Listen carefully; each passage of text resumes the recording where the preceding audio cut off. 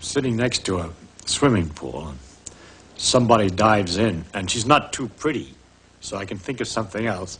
I think of the waves and things that have formed in the water.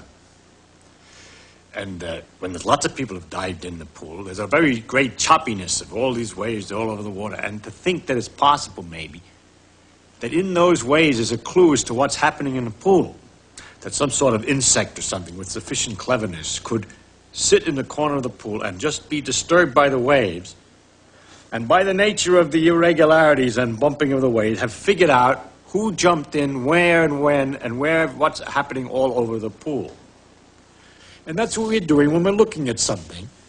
The light that comes out is waves, just like in the swimming pool, except in 3 dimensions instead of the 2 dimensions of the pool. They're going in all directions.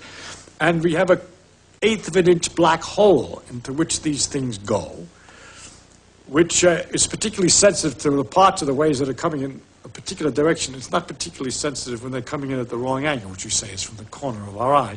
And if we want to get more information in the corner of our eye, we swivel this ball about so that the hole moves from place to place. Then it's quite wonderful that we can figure out so easy. That's really because the light waves are easier than the waves in the water are a little bit more complicated. It would have been harder for the bug than for us, but it's the same idea, to figure out what the thing is that we're looking at a distance. And it's kind of incredible, because when I'm looking at you, someone standing to my left can see somebody who's standing at my right. That is, the light could be going right across this way, the waves are going this way, the waves are going this way, the waves are going this way. It's just a complete network. Now, it's easy to think of them as arrows passing each other, but that's not the way it is, because all it is something shaking. It's called the electric field, but we don't have to bother with what it is. It's just like the water height is going up and down.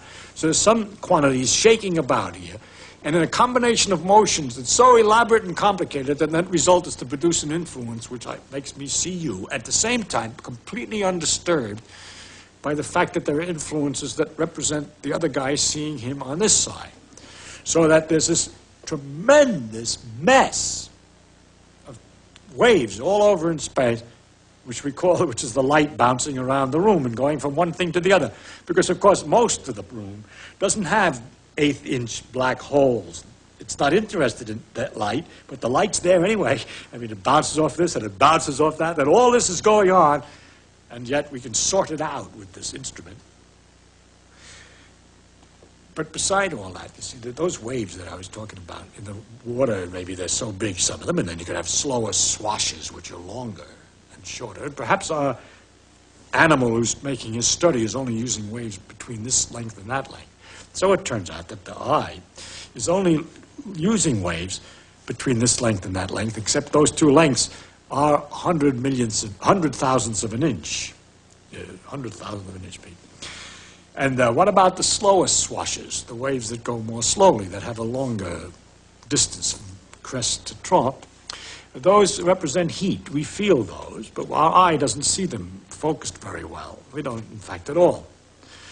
The shorter waves are blue, the light, and the longer waves are red. But when it gets longer than that, we call it infrared. All this is in there at the same time. That's the heat.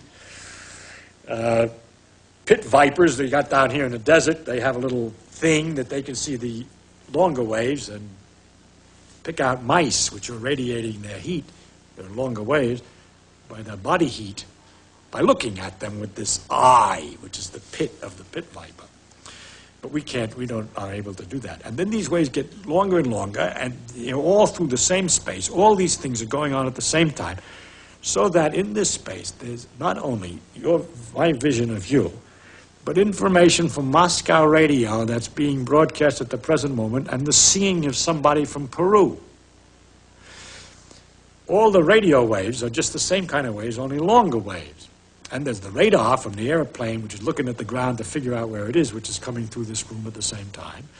Plus the X-rays, cosmic rays, and all these other things, which are the same kind of waves, exactly the same waves, but shorter, faster, or longer, slower. It's exactly the same thing.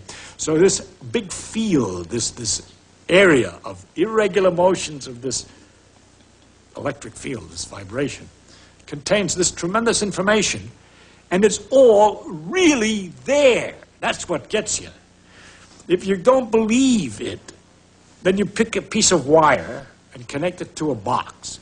And in the wire, the electrons will be pushed back and forth by this electric field, sloshing just at the right speed for a certain kind of long ways.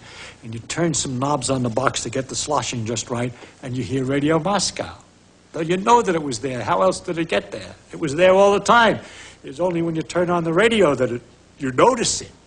But that all these things are going through the room at the same time, which everybody knows. But you got to stop and think about it to really get the pleasure about the complexity, the inconceivable nature of nature. In January 1986, the Space Shuttle Challenger